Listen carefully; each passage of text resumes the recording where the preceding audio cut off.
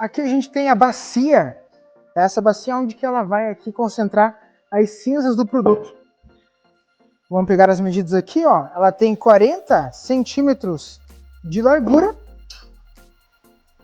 por 12 centímetros de altura.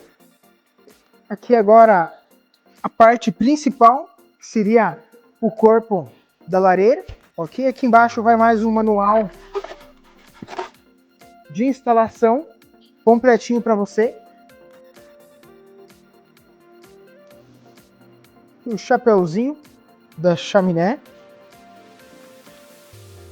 Aqui acompanha um atiçador também, né? Que é aquela ferramenta para você movimentar ali a brasa, movimentar a lenha, tá bom? Junto aqui, ó, desse jeitinho aqui mesmo, já vai o kit de parafusos e a chave também para você instalar aí a sua lareira. A grelha e mais um anel.